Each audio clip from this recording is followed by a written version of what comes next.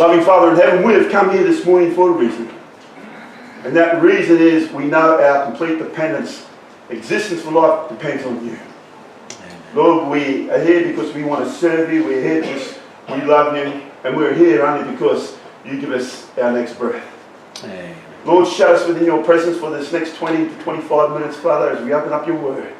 Lord, is there anything in our hearts, Father, that will stop us from hearing your word the way we need to hear it? May it be expelled right now through the power of the Holy Spirit, that you may clear our minds and our thoughts, and that what we take in today will encourage us even more to get to know who you are and the great love that you have for each and every one of us. Amen. And we will all be able to say at the end of the day, Lord, yes indeed, it has been good to be with you. So I pray in Jesus' name. Amen. Amen. Amen.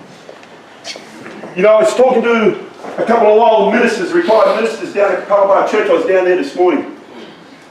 And I told what I was going to preach on this morning. And he turns to me, this old pastor, and he says to me, as long as it's Christ-centered, it's Christ-centered message. So, what is a Christ-centered message? Love, love, love, love, love, yes. Let me tell you, folks, can I say to you this morning, please, I'm just a layman, and when I say let me tell you, I mean to say, can I say? But it just comes out, can I tell you this morning? Let me tell you that a Christ-centered message is truth. All truth is precious, do you agree with me? Amen. But are we hearing present truth from our pulpits today, are we? And that's another thing that you have to answer too for yourself. Are we hearing present truth? Are we studying present truth for ourselves today? Are we hearing it from the pulpits? Christ-centered message is speaking the truth. Your church, Revelation 19 verse 8. It speaks about God's last day church. It describes God's last day church as a pure woman clothed in white. What does woman represent in the Bible? The church. Pure. Well, it's a pure woman. This church has not fornicated with the world. It has not dropped its standards. And this church is dressed in white. What does that mean? Righteousness. So this God's last day church clearly says that this church has not fornicated with the world, it has not dropped its standards, and it's a church that stands up for righteousness. That's what God's last day church is described in the Bible as being. It's quite simple, quite clear. Revelation 12 verse 6. And we're not actually going to go into the study of what I'm about to speak to next. You go and study for yourself. Revelation 12 verse 6. It speaks about God's last day church. What will happen to it? It's going to go hiding into the wilderness for a period of 1260 days. What is a day in prophecy? How long is a day in prophecy? Yeah. So here you have God's last day church going into the wilderness, period we call the Dark Ages, for 1260 years, 538 AD to 1798. That's another study in itself. It will go into hiding and it's going to come out the other side. Who is reigning supreme at this time while this is happening, folks? Satan. And who's carrying out the way? This anti-Christ power of the Roman Catholic Church, folks. I'm not here to pick on the Roman Catholic Church here. I'm not here to pick on any religion this morning. I'm not. But this period is called the Dark Ages, and they're to those who stood up against the Roman Catholic Church during that period, because we all know what happened to those who dare stand up for the Word of God. You with me so far? It's quite simple. If you want to go and do further study of this prophecy, Revelation 13, Daniel 7, go home and study it for yourself. It's a great prophecy because Ellen White says clearly that we as a church, we as Seventh-day Adventists, need more than ever to understand the books of Daniel and Revelation, especially the times that we live in today. Go home and read this time prophecy for yourself. So we have God's last day true church. It's a pure church. It's a righteous church. Hasn't fornicated in the world. It's going to go into hiding for a period of 260 years, and it's going to come out the other side. That's what's going to happen while this anti-Christ power rules supreme. During this time period, something happened. In 1570, we celebrated 500 years. 2 years ago, 500 years. Something happened in the year 1570 during this period of the Dark Ages. What did we have? The Protestant Reformation. Remember we had it 2 years ago. We celebrated the Protestant Reformation. Great men like John Wycliffe, John Wesley, Martin Luther, they dare stand up against the Catholic Church. And that's why we have all these wonderful religions today, the Presbyterian, the Methodists, the Lutherans. Wonderful people, wonderful churches. But let me tell you, as those men could see the worldliness that has crept in those churches today and the pagan rituals that they still hold on to from the Roman Catholic Church, they would literally turn into graves.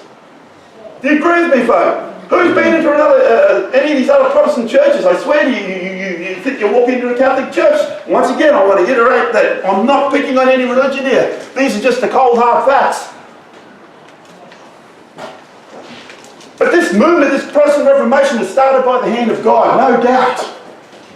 And in these churches, other Protestant churches today, let me assure you that God has very sincere people within those churches. And when the call to come out of her is given, they will have the chance to say yes or no and come into the true light. Very sincere people, very God-fearing people. We know the same. The best Seventh-day Adventists are Catholic because they're so sincere when they come out. Beautiful people. Beautiful and wonderful, precious people. They will have the opportunity to come out. Revelation 12 verse 17. Open up your Bibles. Let's have a look. What is going to happen to God's last day church just before He comes? Revelation 12:17. Where's good at Seventh-day Adventists should know this passage of Scripture at the back of their hands.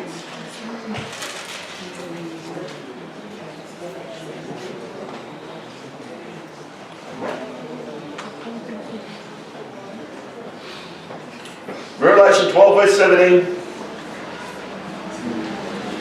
Let us read. My Bible says in the King James Version, and the dragon, who's the dragon, folk? Satan. Was wroth. What does wrath mean?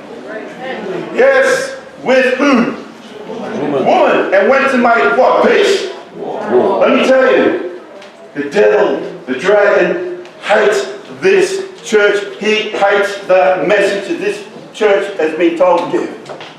He hates it with a passion, and he's going to do everything in his power to stop this message that this church has been called up to preach. So he goes to make war with the remnant of her seed. What does that mean? What's the remnant? What's that, bro? Remaining. It's remaining. It's a small piece of her seed. Seed means people of this church. There's a small group of people who go to this church. A very small number. And he is angry. He is mad. He's going to make war with these people because they dare stand up for Jesus Christ. That's what he's going to do. And let me tell you, he's stopping at nothing because he knows his time is what? Short. So why wouldn't he do what he's doing today? Let me tell you, young people, I hate to be a young person in the world today. I do not envy you young people today. Because all the temptations that exist out for you young people today, it is not good. So you more than ever need to be grounded and focused on the Word of God. As simple as that. Amen. You need to be. So he's out there to make war with God's last day church. That's what the Bible says here. God's last day church, just before he comes, will be like the early apostolic church before it went into hiding during that 1260-year period. That's what God's last day church is going to be like again. Are you following me this morning, folks? Amen. Let's continue.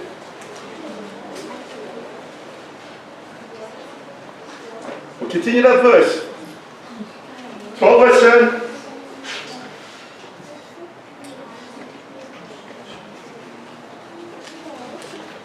Go back here. 12 verse 17. We'll continue. So he goes to make war with the remnants which keep what, folk? Commandments of God and have the testimony. Yes, yes. It's going to be like the early church before it went into hiding, folk. God's last day church is going to keep what, folk? Some? All the commandments of Jesus Christ and have what? So the two outstanding characteristics of God's last day church, they keep all the commandments of God and have what? What is the testimony of Jesus Christ, folks? When do we find that? If someone's going to ask you, where do you find that? Well, what is it? Yes. Yeah. It's the what? Spirit of Spirit of prophecy. prophecy. The Word of God. The everlasting gospel. What is the Spirit of prophecy there for? To reprove us, to rebuke us, to correct us in all righteousness. That's what it's there for.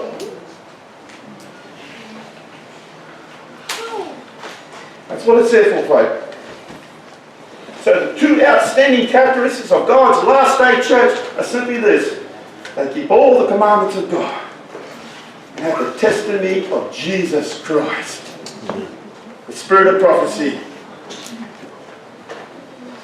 God's remnant last day church, as I continue to say, will be like the early apostolic church. I want you to listen to this, folks. God's last day church, before He comes, it's not going to drop its standards to meet the people. It's not going to do that. It's going to, through the power of the working of the Holy Spirit, it's going to lift those people up Amen. to the standards of the church. Amen. It will not fornicate with the world. It will not give into the pleasures of this world, folks. God's last day church, it's not going to do that. It's above reproach. And I like what he says in early writings that God's last day church will be like the early apostolic church before it went into hiding, have a primitive form of godliness. A primitive form of godliness. Can you think of that for a second? What's a primitive form of godliness? You know, we as people, we tend to throw that word legalism around to abandon. You know, it's so easy. Oh, she's a legalist, he's a legalist. They go over the top. Have you ever thought that might be showing a primitive form of godliness? Have you ever thought about that? There are people out there within our church today who love Jesus so much that they will do not one thing to disappoint their Lord and Saviour Jesus Christ. They won't. And yet when we see that, we call them a legalist. I don't know why. The Spirit of prophecy says a primitive form of godliness that has not been seen since apostolic times, since the early church went into hiding. Where do we stand as a church? Let me say to you this morning, folks, we've got some exciting times coming upon this church, this LGBT movement. It is coming in our schools, it's going to come in our church. At the moment, clergy are exempt from marriage same-sex couples. This is going to be a big hit for us, folks. At the moment, but those laws are about to change. Are we going to drop to meet the standards of those people? Or through working in the power of the Holy Spirit, are we going to lift those people up to meet what God requires of us? And I tell you now, folks, we as a church, if we're not committed Christians, we don't study and spend time in the Word of God on our knees, we're going to fall. We're going to fall. Simple as that. You know, that LGBT attack is coming from the inside. Amen, brother. I was Amen. reading an article this morning written by an Adventist minister saying that we ought to accept homosexuals into the Yep. church. Amen, brother. It is happening. Homosexuality in Reverend talks is a total abomination to the Lord God, mate. It's like Israel Baal Peor and the Midianites. I mean, that's what Amen. Amen. But see, folks, it's easy for me to say that. There's no opposition here for me to say what I'm saying. But when the crunch comes and someone comes and what are you speaking about, brother? What are you preaching about, sister? Am I going to say, this is what I'm preaching about? Am I going to be able to show them from the Word of God, this is what the standards of God are, this is what the standards of this church are? Am I going to be able to do that under pressure? Do I know my Bible well enough? Do I? Because it is coming, folks. It is coming. We need to know. We need to know what we stand for, because if we don't stand for something, what's the old saying? We'll fall for what? Anything. Thank you for that, bro. Thank you. And I was just looking at the schools too. Mate, our schools in for a shaking too. Where we're going to stand on things like that. But I'm not here to talk about that. That's another thing. That God's last day church simply will not fornicate with the world. And that's why the devil is mad. He's enraged with us. Because we're not going to drop our standards to meet the people. We're not. God loves the sinner, but he what? Hates the sin. Hates the sin. Brothers and sisters, this morning I believe there's only one church in the worldwide movement today of God that fits the description of Revelation 12:17. I really believe that's the Seventh-day Adventist Church. Seventh-day Adventist Church, because it is the only worldwide movement that keep all the commandments of God and have the spirit of prophecy, the testimony of Jesus Christ. Matthew 24, we know Matthew 24 well. Jesus takes the disciples up on the hill. He's looking on the back. He's looking back at his beloved city, Jerusalem. Verse 3, the disciples ask, "What will be the signs of your soon return?" And in verse 14, this is important. He gives them a clear answer in verse 14. We as Seventh-day Adventists, you know what Matthew 24:14 is, because it is the Great Commission. What is it? This is the purpose for our church. What is Matthew 24:14? This is the answer Jesus gave his disciples when they asked the simple question, what will be the sign of your soon return? What did he say? Read it for me, somebody. And the good news about the kingdom will be preached throughout the whole world, so that all nations will hear it, and the end will come. Yes. And this gospel of the kingdom shall be preached where? In all the world or some of the world? All the world. Now this is the word we really need to look at. As a what? A witness. A witness. What does a witness do? It gives a what? An account, yes. It gives an account of what we know to the world. As a witness unto all nations. And what did Jesus say? And then the end shall come. This gospel of the kingdom. You know, the Seventh-day Adventist Church, folks. You know, I'll just go back a little bit here. I preached this message 3 weeks ago. I had three Pentecostal ministers walk in on me, unbeknownst to me. I preached the same message. They kept conjecturing in the back. I said, brother, I'll answer your questions afterwards. And they sat there quietly enough until the end of the sermon, and then we had in the back room, we had a bit of a study on this particular subject. Let me say, there are people from all walks of life who are searching for truth. They're not comfortable with what they know. There are people walking into our churches today looking for more than what they already know. They're looking for truth. Something's missing. And I believe that Seventh-day Adventist Church has been given this great commission to preach the gospel to all the world. And this is our duty of all men.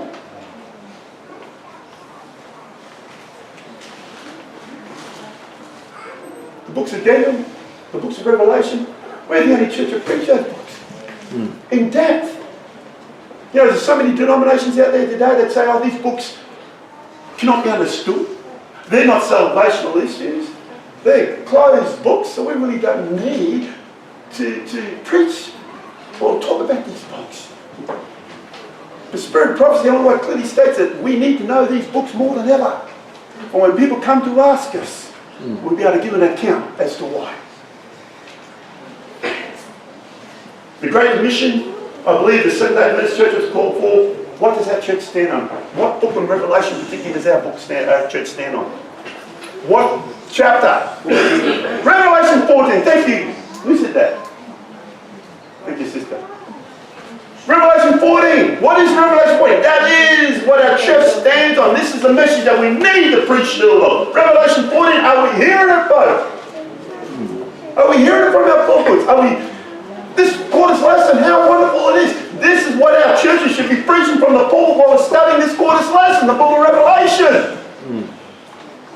What does Revelation mean? Reveal. Revealing of who? Amen. Is that Christ-centered? Of course it is. The revealing of Jesus has to be Christ-centered. It's Christ-centered. Revelation 14. Come with me to Revelation 14 now. Look at these 3 angels' message very quickly and then we'll finish. Revelation 14.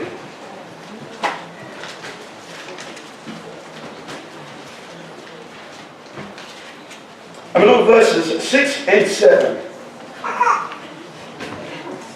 This is the message that the Seventh-day Adventist Church stands on. This is a message that God has called His church to preach to the world.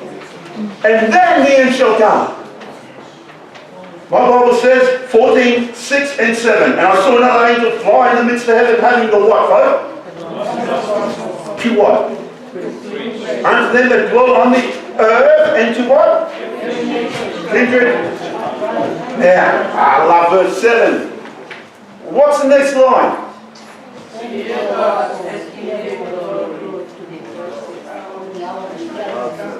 Okay. Very good. My Bible says, the King James Version says, saying with a loud voice. That's why I'm preaching loud. We're not to hide in the corner and with a loud voice. Preach it to the people. Let them know. It doesn't say with a little piss-squeak voice. Be exuberant about it. Be excited about this message. It says, with a loud voice, fear who? And give glory to Him for His hour of whose judgment? And worship Him that made the heavens and the earth and the sea and the mountains, fountains of water. How do we worship the God of creation? How do we worship the God who created us? How do we? By keeping the what? Sabbath. That is the first angel's message there. Keep the Sabbath, folks. That is the great memorial day of creation. The Sabbath.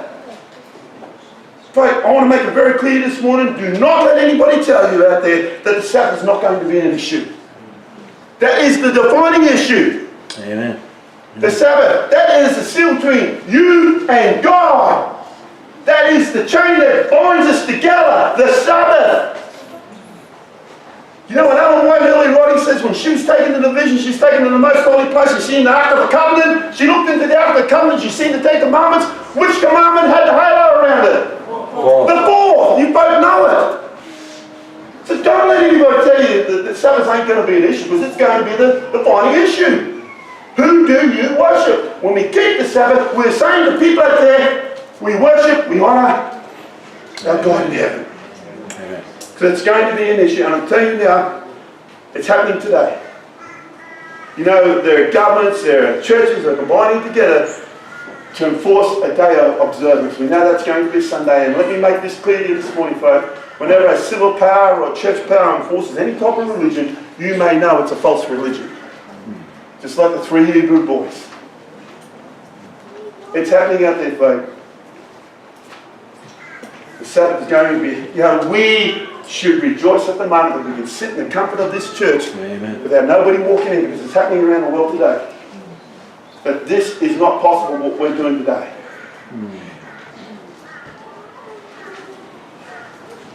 The dragon's angry. He's at war with God's last day church. Let's go to 2 Angel 14 verse 8. And there followed another angel saying, Babylon is fallen and is fallen.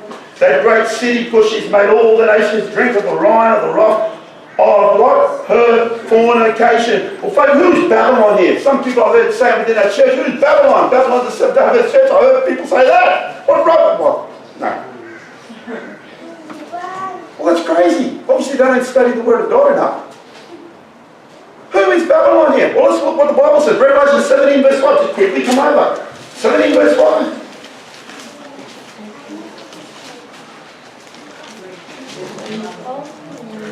And remember, this is the message that we as Seventh-day Adventists need to know and understand and preach to the people and tell the people. What's Revelation 17 verse 5? Can somebody read it?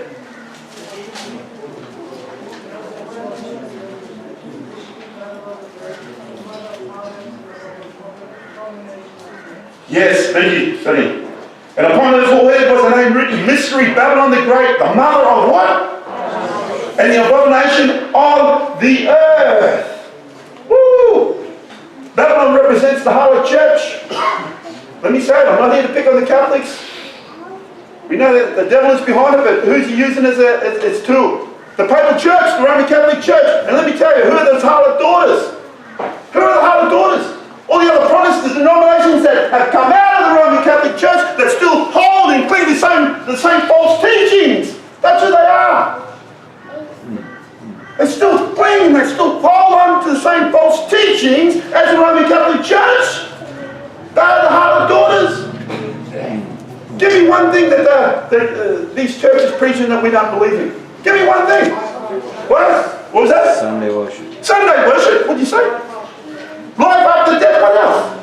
They still cling to these. Life after death, immortality of the soul, penance, what else? Sprinkling, baptism, all those type of things. Penance and you know, Ellen White clearly says, you know what the biggest abominations that can be seen on the side of Jesus Christ, you know what it is? When a man goes to the booth, he goes into the confession booth and confesses his sins to another man. That's one of the greatest abominations, and they still practice that today in a lot of churches. So our harlot daughters, how can they be like God's last day church, these Protestant churches, when they still cling to the same pagan teachings as the Roman Catholic Church? Let me say again, folks, I'm not here to pick on the Catholic Church, they're beautiful people. But the call is going to be given one day to come out of her, my people. And they will have ample opportunity to choose yes or no.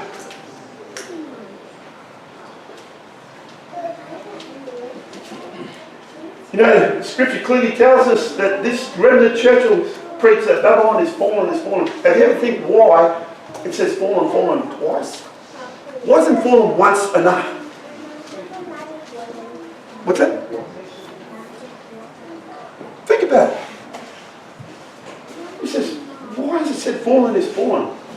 Well, I've thought about this morning. Well, I've thought about it this morning during the time looking at this sermon here. He's saying to you and I that apostate Catholicism is fallen and apostate Protestantism is fallen. You understand that? Protestantism has fallen, apostate Catholicism is fallen. Mother of Harlots is fallen, her daughters have fallen. He's saying, come out. What does the word apostate mean? What does the word apostate mean, folks? A falling away. Unfaithfulness to the word of God. They have fallen. So he's saying, come out of her, my people. This is a message that we need to preach. This is a message that we need to understand. And when they say, well, why do we have to come out of her? You and I need to be able to give an account. Well, this is why. This is why we need to come out of those churches. It's fallen is fallen. So just come back to Revelation 14 and we'll quickly look at the third angel's message.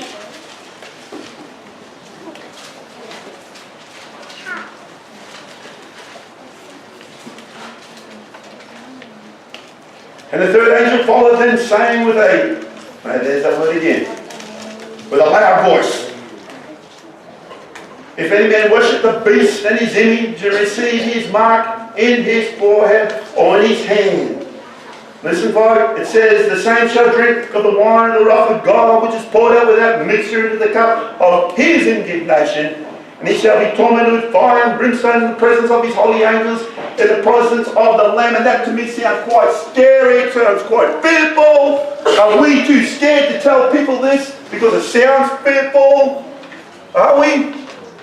You know, if someone knew that by the decision that I make by not serving God or not choosing God in my life, and this was going to happen to me, I would want to know. And if they didn't tell me, I'd be very upset. We don't preach this message from the pulpit simply because it scares people. It shouldn't scare us. This is what people need to know and understand. We need to preach this message from the pulpit. The mark of the beast is another topic in itself. Go home and study it for yourself. It's who you choose to serve, basically. That's what that's saying. And if you choose to serve the ruler of this earth at this very moment, the devil, and something bad's going to happen to you. Simple as that. But if you choose to serve the living God, you'll be able to tell those people that you'll be able to stand on the sea of glass and sing the song of David with all the other souls that stand firm for Jesus. That's what you can tell them too. And if I didn't know that, I would want to know and I'd be upset. So we need to tell people, but the decisions that they make will determine what happens to them. It hasn't here. It's quite simple. You know, we're the only church. Sometimes those churches, the only church that preaches in the mark of the beast. Because people think it's a scary subject. It's a beautiful subject, though. It's all about choosing. It's all it is. It's all about choosing. And what will happen to you with the decision that you make. The Lord says clearly, Babylon is fallen, it has become the habitation of devils and hold a very foul spirit and the cage of every unclean and hateful bird. This simply means, folks, that the world is filled with all manner of uncleanliness and all kinds of false teachings and deceptions and denominations. That's why we have so many denominations around the world today. 44,300 in counting. Can I ask you a question? Was it important for the people of the days of Noah to come out of the church? Sorry, in the days of Adam to come out of the church? In the days of Noah? Of course it was. You know, you do a bit of research, they say before the flood, the earth was just as populated as it is today. It's just as populated. How many people were saved? How many? 8. Well, that's random, isn't it? That's small. That's small. That's what it's saying, it's small. I'm not here to scare you. These are the facts.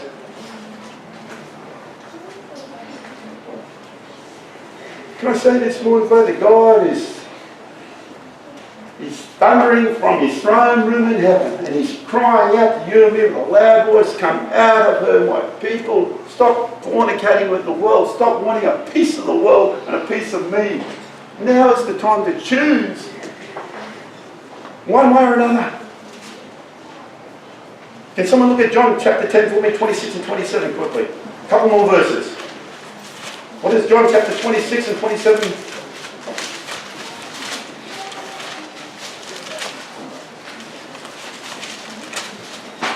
Someone read it, please. But you do not believe because you are not my sheep. My sheep listen to my voice. I know them and they follow me. Yes. Thank you. Who thank you. Do we understand that? Do we hear that clearly? Brother, can you read it again in a loud voice?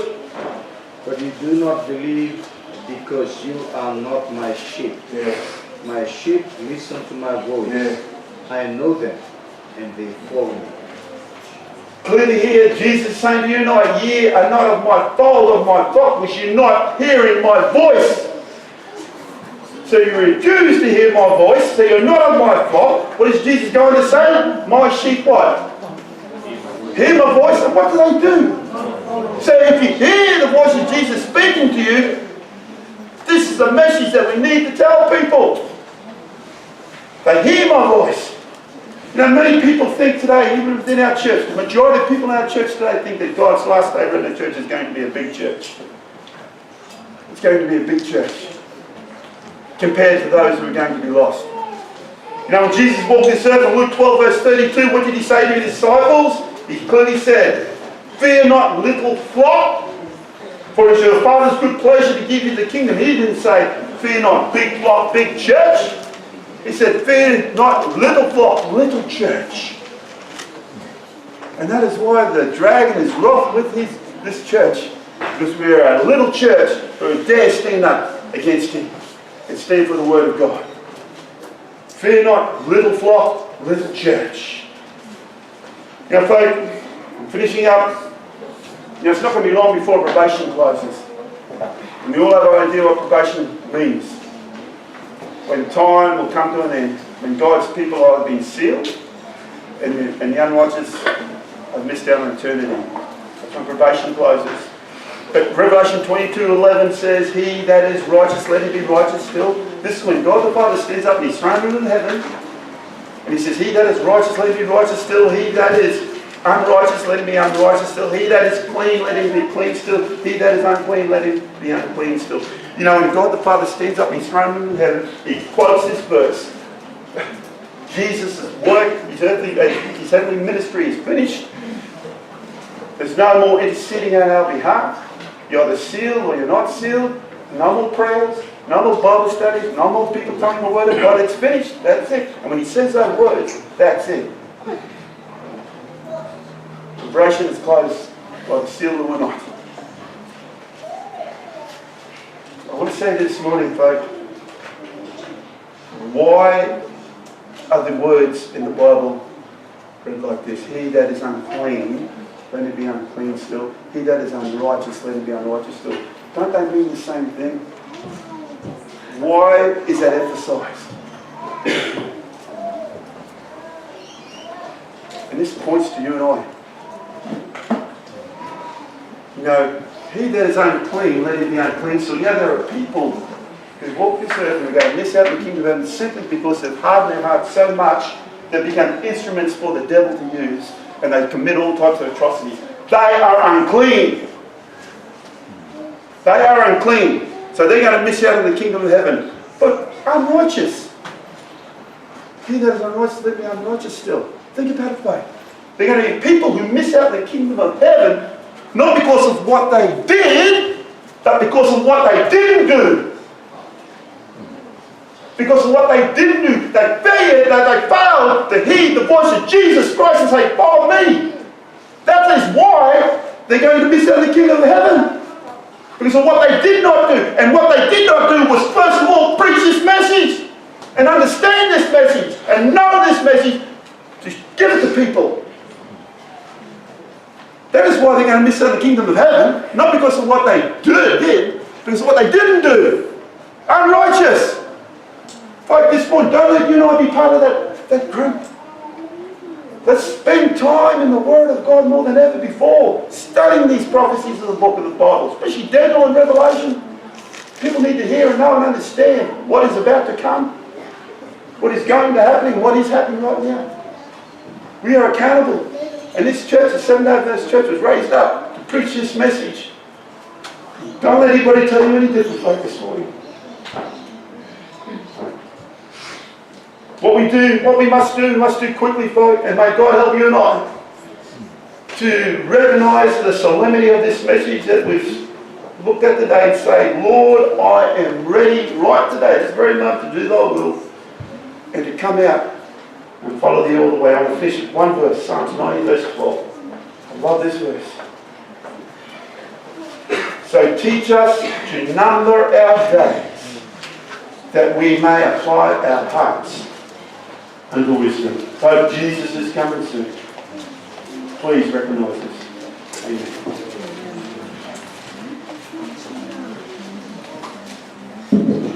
Amen. Amen. Thank you very much, Uncle Daryl. Ako rin naktak na positive and matakilay.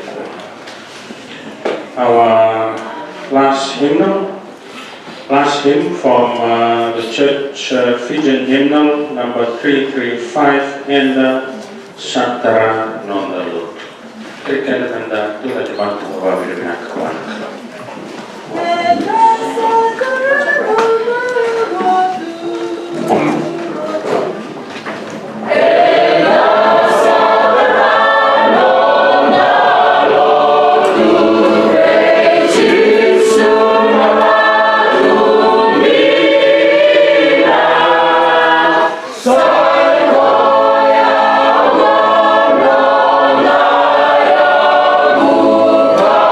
Say